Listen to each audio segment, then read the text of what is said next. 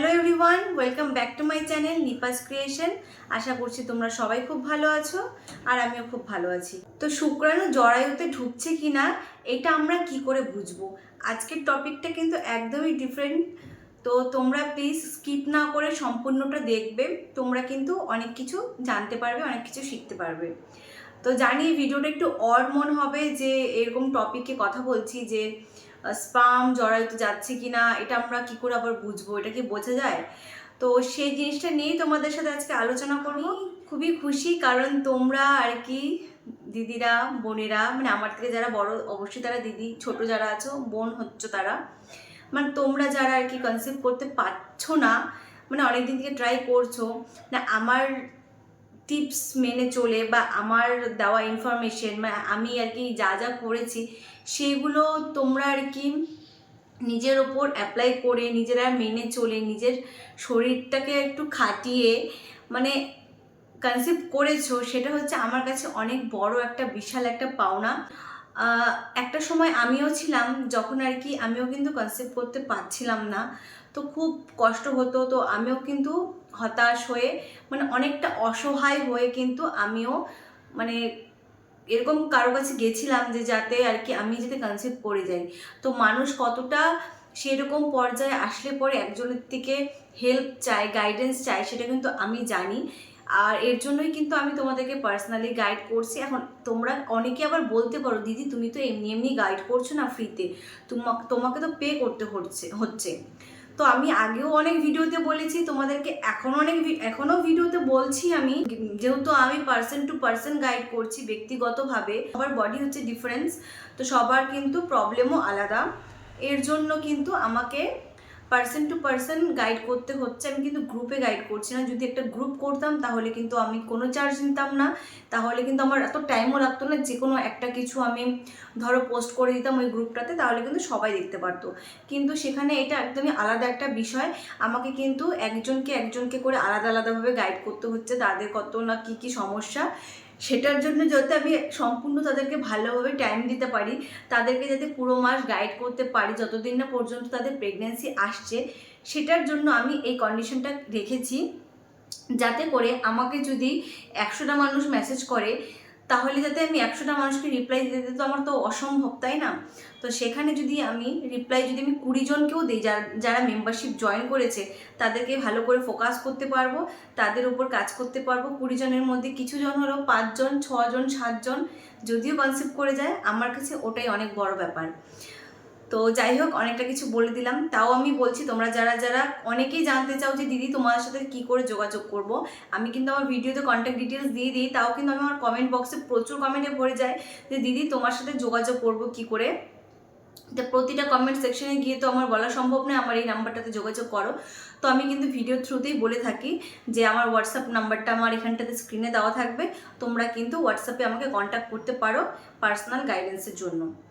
তো যাই হোক, অনেকটা কথা বলে ফেললাম। তো এখন মেইন টপিকে আসা যাক, যে শুক্রাণু জরায়ুতে ঢুকছে এটা আমরা বুঝবো কি করে।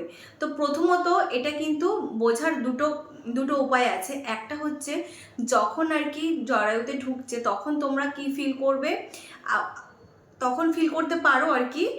আবার তোমরা কিছুদিন পরও এটাকে ফিল করতে পারো। সেটা কি করে? সেটা হচ্ছে প্রথমটা আমি তোমাদেরকে বলছি, যে প্রথমটা তোমরা কি করে বুঝবে যে তোমাদের জরায়ুতে যে ছেলেদের যে বীর্যটা আছে সেটা কি করে যাচ্ছে।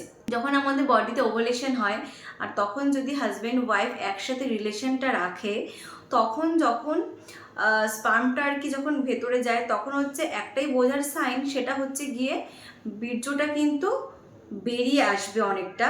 তো এটা কিন্তু অনেকেই ঘাবড়ে যায় যে সবটাই যদি বেরিয়ে যাচ্ছে তা আমি কনসেপ্ট করবো কি করে। তো দেখো, এটা একটা ন্যাচারাল জিনিস, বীর্যটা কিন্তু সম্পূর্ণটা যাওয়াটা একদমই পসিবল না। তার মধ্যে প্রচুর জিনিস আছে যেগুলো কিন্তু তোমার জল মানে লিকুইড ফর্মে বেরিয়ে আসে। তার মধ্যে যেগুলো আর কি তোমার শুক্রাণু থাকে, সেই জিনিসগুলোই কিন্তু ট্রাভেল করে ভেতরে যায়, এবং সেই জিনিসগুলোই কিন্তু তোমার ফেলোপিয়ান টিউবে গিয়ে সেই এগটার সাথে গিয়ে মিলিত হয়। তাছাড়া বাদবাকি যে বীর্যটা আছে, যেগুলো মানে আছে আর কি, ওই জিনিসগুলো কিন্তু মানে জলের মতন মানে তরল পদার্থে কিন্তু বাইরে বেরিয়ে আসে। ওটা কিন্তু কোনো কাজেই না, ওটা কিন্তু অ্যাক্টিভও থাকে না, নন অ্যাক্টিভ, মানে ওগুলো হচ্ছে অকেজো, সেই জিনিসগুলো কিন্তু বেরিয়ে আসে। তো তোমরা কিন্তু একদম টেনশন করবে না যে সমস্তটা যদি বেরিয়ে আসে তাহলে আমি কনসিভ করব কি করে। তো এটা একটা ন্যাচারাল জিনিস, কারো পক্ষেই সম্ভব না যে টোটালটা আর কি মানে জরায়ুতে প্রবেশ করে আর কি, এটা কিন্তু সম্ভব না, পসিবলই না। তো কিছুটা পরিমাণ গেলে পরেই ওটার থেকে কিন্তু বেবি কনসিভ হয়ে যায়, আর যেটা বাইরে বেরিয়ে আসে ওটা তো বাইরেই বেরিয়ে আসবে। কিন্তু আমাদের কাজ কি, যেতটুকু পরিমাণে আর কি স্পার্মটা ভেতরে গেল সেইটুকু যাতে ভালোভাবে ফেলোপিয়ান টিউবে পৌঁছাতে পারে এবং এগটাকে ফার্টিলাইজ করতে পারে, সেটাই হচ্ছে আমাদের হচ্ছে মেন আর কি চেষ্টা। যে আমরা এক্সারসাইজ করব, আমরা হচ্ছে ঠিকঠাকভাবে মানে গাইডেন্স মেনে চলবো, ঠিকঠাকভাবে লাইফস্টাইল মেনে চলবো, যাতে করে আমাদের স্পার্মটা ভেতরে ট্রাভেল করতে পারে। আর তোমার ইউট্রাসটা যেটা আছে, ইউট্রাসটাও যাতে অনেকটা হেলদি থাকে, যাতে গিয়ে ওখানটাতে গর্ভরোপণটাও সুন্দরভাবে হয়ে যায়। তো এটা গেল 1 নাম্বার, যেটা আর কি তোমরা বুঝতে পারবে যে ভেতরে যাচ্ছে কি না। দ্বিতীয় যেটা হচ্ছে, সেটা কিছুদিন পরে প্রকাশ পায়, সেটা হলো গিয়ে তোমাদের যখন ওভুলেশন হয়, ওভুলেশনের কিন্তু 5 থেকে 6 দিন লাগে শুক্রাণুটা আর ডিম্বাণুটা ফার্টিলাইজ হয়ে জরায়ুতে রোপণ হওয়ার জন্য। মানে যেটাকে ইউট্রাসের দেওয়ালে যেটাকে বলে এন্ডোমেট্রিয়াল ওয়াল যেটাকে বলা হয়, সেখানে গিয়ে কিন্তু প্রতিস্থাপন করার জন্য 6 থেকে 7 বা 8 দিনের মতন টাইম লাগে আফটার ওভুলেশন। তো ওভুলেশনের 6 থেকে 8 দিন পর কিন্তু এই জিনিসটা টাইম নেয়। তো তখন কি কি লক্ষণ প্রকাশ পায়, তখন কিন্তু অনেকের হচ্ছে গিয়ে একটু ব্লিডিং হয়। তার কারণ যখন এগটা আর স্পার্মটা একটা ফেলোপিয়ান টিউবে গিয়ে মিলিত হচ্ছে, ওখানটাতে গিয়ে ট্রাভেল করে, ওই টিউব থেকে ট্রাভেল করে করে করে তোমাদের এন্ডোমেট্রিয়াল মানে তোমাদের জরায়ুর যে ওয়ালটা আছে ওইখানটাতে গিয়ে ওটা একটু নিজের জন্য হালকা করে জায়গাটা খোদাই করে নিয়ে ওটাকে রোপণ করছে। ধরো এটা একটা ওয়াল, ডিমটা তো ছোট থাকে, একদম এখানটাতে গিয়ে জিনিসটা রোপণ হচ্ছে, ফেলোপিয়ান টিউব থেকে আস্তে আস্তে আস্তে গিয়ে রোপণ হচ্ছে এখানটাতে। তো সেখানটাতে সে নিজের জন্য কিছুটা পরিমাণে জায়গা তৈরি করে, যেটার জন্য কিনা আমাদের ওখান থেকে হালকা পরিমাণে ব্লিডিং হতে পারে। সেই ব্লিডিংটা কিন্তু খুব পরিমাণে বেশি হবে না। অনেকেই বুঝতে পারে ব্লিডিং, অনেকেই বুঝতে পারে না তার কারণ হালকা পরিমাণে যেহেতু হয়, তো ওখানটাতে ছড়িয়ে কিন্তু হোয়াইট ডিসচার্জের সাথে বেরিয়ে যায়। কেউ কেউ বুঝতে পারে তার কারণ হোয়াইট ডিসচার্জের সাথে হালকা দেখবে রেড কালার মেশালে, যেমন না অনেকে পিঙ্ক পিঙ্ক টাইপের বা ব্রাউন টাইপের এরকম বুঝতে পারে। তো সবার বডি যেহেতু আলাদা, আমি আগেই বলেছি, তো সবাই কিন্তু এটা নাও বুঝতে পারে। তো এটা গিয়ে হলো যে তোমাদের স্পার্মটা ভিতরে গিয়ে ফার্টিলাইজ করেছে, তাহলে তোমরা বুঝতে পারবে যে তাহলে তো স্পার্মটা ভেতরে গেছেই। তারপরে আরেকটা যেটা হচ্ছে গিয়ে, সেটা হচ্ছে তোমাদের ব্রেস্ট পেন। ঠিক আছে, সেটা হচ্ছে দেখো পিরিয়ড আসার আগে কিন্তু ব্রেস্ট পেন কিন্তু কমন সিমটম, অনেকেরই কিন্তু ব্রেস্ট পেন হয় মাসিকের আগে থেকে। তো এই তোমার প্রেগনেন্সি মানে তোমার যে স্পার্মটা গেছে কিনা এটা একটা বুঝবে কি করে, সেটা কি হচ্ছে স্পার্মটা যখন একটাকে ফার্টিলাইজ করে, মানে আমাদের যখন ওভালেশনের প্রসেসিংটা যখন কমপ্লিট হয়ে যায়, তখন কিন্তু মোটামুটি 3 দিনের পর থেকেই কিন্তু আমাদের ব্রেস্ট কিন্তু ভারী ভারী হওয়া শুরু হয়, নিপেলগুলো অনেকটা ভারী হয়, অনেকটা মানে টাচ করলে একটুখানি ব্যথা অনুভব হয়, সে মানে একটা কমপ্লিট একটা অস্বস্তি মানে ফিল হয় আমাদের ব্রেস্টে।